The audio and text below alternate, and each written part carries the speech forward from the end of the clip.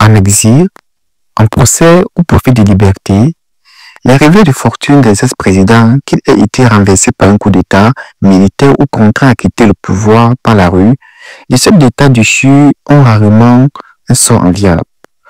Tout d'horizon, en infographie, de la situation de ces puissants tombés de leur piédestal, Roch-Marc Christian Kaboré au Burkina Faso, Mohamed Bassoum au Niger, Ali Bongo Ondimba au Gabon, Alpha Condé en Guinée, qu'il ait été contraint à lâcher le pouvoir par la force ou qu'il fut le palais sous la pression populaire, tous sont passés, en quelques heures, du statut de chef d'État tout-puissant à celui de paria.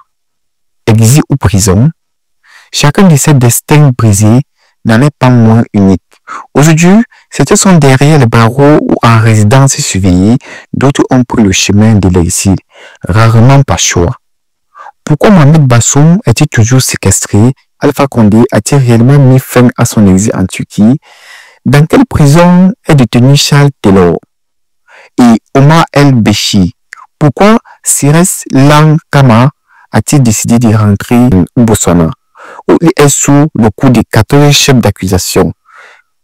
Cartographie et tout d'horizon de la situation actuelle des présidents déchus en Afrique toujours en vie. Charles Taylor, Libéria, au pouvoir de 1997 à 2003, ancien chef de guerre devenu président, Charles Taylor a instauré un régime autoritaire et brutal au Libéria. En août 2003, après 3 mois de siège de la capitale par les Libériens unis pour la réconciliation et de la démocratie l'une, il fut le pays pour s'exiler au Nigeria. Son départ met fin à 14 ans de guerre civile. Inculpé par le tribunal spécial par la Sierra Leone en juin 2003, il ne sera arrêté qu'en 2006.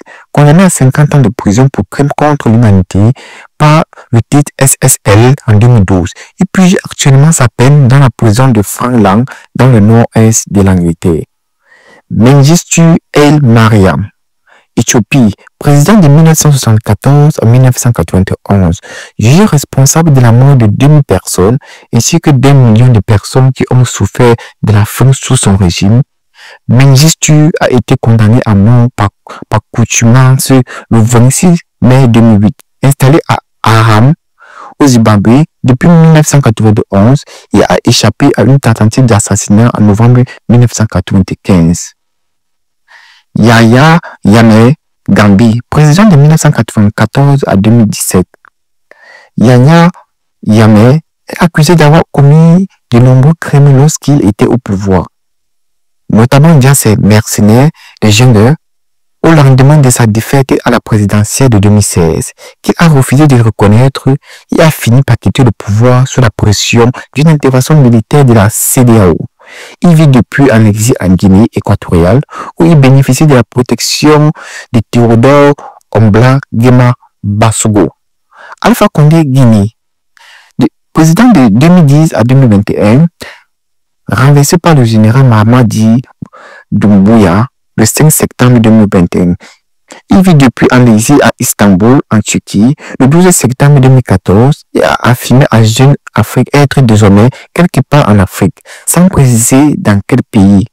Cyrus Lankama Bosonga, de 2008 à 2018, il fut le président du Botswana.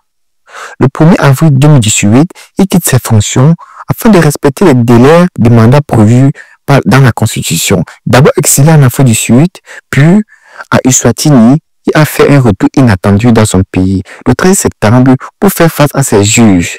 L'ex-président est en effet sous le coup de 14 chefs d'accusation. Laissé libre à l'issue de l'audience, il a prévu de faire campagne contre Mokwedisti Masisi lors des élections générales prévues le 30 octobre 2024.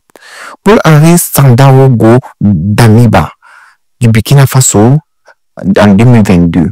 Le lieutenant-colonel Paul-Henri Sandaogo Damiba, auteur du coup d'État ayant conduit à la chute de Roch-Marc Christian Kaboré en janvier 2022. a été renversé à son tour par le capitaine Ibrahim Traoré le 30 septembre de la même année. Depuis sa chute, l'ex-militaire Péchi s'est vit en exil au Togo, à Lomé, où il est aujourd'hui en résidence surveillée. Omar El-Béchi, Soudan, de 1989 à 2019, Omar El-Béchi, 80 ans, est incarcéré au Soudan depuis avril 2019.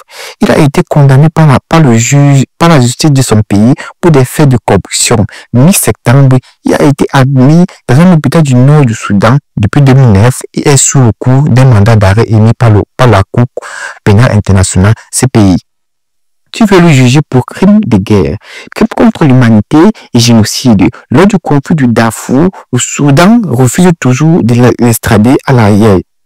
Mohamed Bazoum, Niger.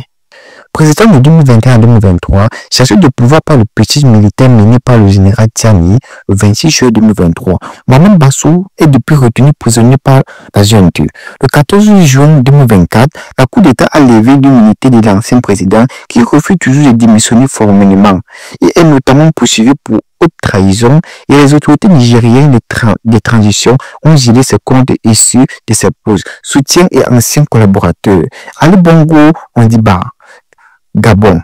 Président de 2009 à 2023, Ali Bongo Ondimba, qui avait succédé à son père Omar Bongo Ondimba en 2009, à la tête du Gabon, a été chassé du pouvoir par le coup d'État mené par le général Brice Clotaire Oligui Nguema dans la nuit du 29 au 30 août 2023. Placé, défait, en résidence surveillée, il est supposé être libre de ses mouvements, ce qui conteste surtout l'ancien président a affirmé refuser de quitter le pays tant que son épouse Sylvia et son fils Noureddin ne sont pas remis en liberté. Rochemar Christian Kaboré, Burkina Faso 2015 à 2022. Tombé, l'autre coup d'État mené par Paul-Henri Sadaogo Damiba en janvier 2022, l'ancien président burkinabé avait été placé en résidence surveillée par la junte militaire. Il a pu regagner sa villa du quartier de la Patte d'Eau à Ouagadougou en avril 2022. Blaise Compaoré du Burkina Faso, président de 1987 à 2014. Blaise Compaoré a été chassé du pouvoir le 30 octobre 2014 sous la pression d'une insurrection populaire. Il a fui le pays grâce notamment à l'intervention de la France qui a mis à la disposition du président en fuite un hélicoptère de l'armée.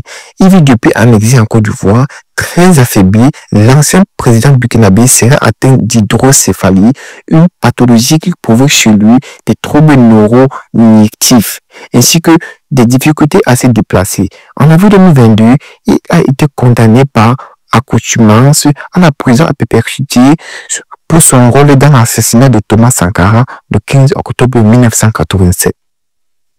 François Bozizé, Centrafrique, président de 2003 à 2013, arrivé au pouvoir par le coup d'État du 15 mars 2003, lors duquel il y renverse Ange Félix Patazi. François Bozizé tombera à son tour 10 ans plus tard, par la force des armes, en mars 2013, alors que les rebelles de la Séléka ont pris Bangui, la capitale. Bozizé s'enfuit dans les conditions rocambolesques. Son exil l'a d'abord conduit au Cameroun. Il a ensuite vécu au Tchad avant d'être accueilli en Guinée-Bissau par le président Umaru Sissoko Embalo. En 2020, il prend la tête de la coalition des patriotes pour le changement CPC et tente sans succès de reprendre le pouvoir en lançant une offensive sur Bangui. Finalement, inversé de la direction du mouvement par les autres chefs rebelles avec lesquels il avait fait alliance, il vit aujourd'hui en Guinée-Bissau, où il est de plus en plus isolé et est sous le coup d'un mandat d'arrêt délivré par la Cour pénale spéciale, une juridiction mixte sous l'égide de l'ONU qui veut le juger pour des crimes commis par la garde présidentielle lorsqu'il était au pouvoir. Monsef Marzouki, Tunisie, de 2011 à 2014, élu en décembre 2011 par l'Assemblée constituante, Monsef Marzouki est le premier président à accéder démocratiquement au pouvoir en Tunisie au lendemain de la révolution de 2011. Militant des droits de l'homme, opposant à Ben Ali pendant la dictature de ces derniers, il sera battu en 2014 au second tour face à Beji Caïd Essebsi. En 2019, de nouveau candidat à la présidence, il finit à la 11e position. Très critiqué envers le régime du président Kais Saied, qui a été réélu avec 90,7% des suffrages à l'issue du scrutin du 6 octobre, Moncef Barzouki a été la cible de nombreuses procédures judiciaires. Marié à une Française et dispose de nationalités tunisienne et française, il vit actuellement en exil à Paris. En février 2024, il a été coupé d'une peine de 8 années de prison, prononcée par coutumance pour avoir provoqué le désordre. Yacouba Isaac Zida du Burkina Faso en 2014. Le lieutenant-colonel Yacouba Isaac Zida s'était emparé du pouvoir le 1er novembre 2014 au lendemain de la chute de Blaise Compaoré. Il le quittera le 21 novembre de la même année sous la pression populaire. Michel Kafando, le président de transition, le nomme alors Premier ministre, un poste qui occupera jusqu'en janvier 2016 avant de prendre le chemin de l'exil vers le Canada, où il vit toujours. Il a été sous le coup d'une procédure judiciaire pour désertion en temps de paix et pour les mêmes charges radiées des rangs de l'armée en juin 2023. Le mandat d'arrêt qui avait été émis à son encontre a été levé par la justice militaire qui s'est déclarée incompétente. Il a cependant choisi de rester en exil. Michel Diourtodia, Centrafrique, 2013-2014. Membre de l'Union des forces démocratiques pour le rassemblement, UFDR et de la Seleka, coalition de groupes armés formés en 2012, Michel Diourtodia est installé président de la République par la Seleka en mars 2013. Après la fuite de François Bozizé devant l'avancée des rebelles sur la capitale centrafricaine, il démissionnera en janvier 2014 avant de quitter le pays.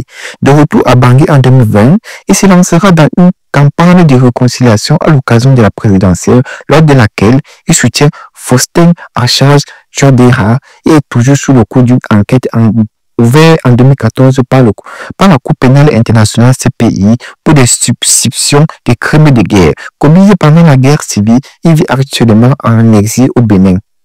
Maria Woli Sidal Dame Itaya, Mauritanie, président de 1984 à 2005, président de la Mauritanie de 1984, position à laquelle il accède à la faveur du coup d'État qui a conduit à la chute de Mohamed Ould Haïdala en 2005. Maria Ould Sidami Taya a tenu le pays d'une main de fer pendant plus de 2 décennies. Son passage au pouvoir a notamment été marqué par de nombreuses atteintes aux droits de l'homme, en particulier ciblant les Mauritaniens noirs victimes de racisme structure. Depuis qu'il a été chassé du pouvoir par le coup d'État mené par le Conseil militaire pour la justice et la démocratie, CMJD, il vit en exil à Doha, au Qatar, avec une partie de sa famille. Il est tenu au silence par les autorités qatariennes. Mohamed Ould Abdelaziz, Mauritanie, président de 2009 à 2019, la situation de Mohamed Ould Abdelaziz est particulière. S'il n'a pas été chassé du pouvoir, il partage aujourd'hui le sort de certains anciens chefs d'État du continent. Nous avions initialement choisi de ne pas le faire figurer dans nos infographies, mais il semble indispensable d'aborder sa situation. Arrivé au pouvoir par un coup d'État en 2008, élu en 2009, puis réélu en 2014, Mohamed Ould Abdelaziz renoncera en 2019 à briguer un 3e mandat. Mohamed Ould Ghazouani, qu'il avait désigné comme son dauphin, sera élu. Arrêté en 2021, il a été condamné à 5 ans de prison pour enrichissement illicite et blanchiment. En décembre 2023, l'ancien président, qui a fait appel de cette condamnation, vit aujourd'hui incarcéré dans un appartement de Nouakchott, où il n'a quasiment aucun contact avec l'extérieur. Alors qu'il avait l'intention de se présenter lors de la présidentielle de juin 2024, sa candidature a été écartée faute officiellement d'avoir pu réunir le nombre de parrainages nécessaires. Il est en conflit ouvert avec son successeur Mohamed Ould Cheikh El Ghazouani.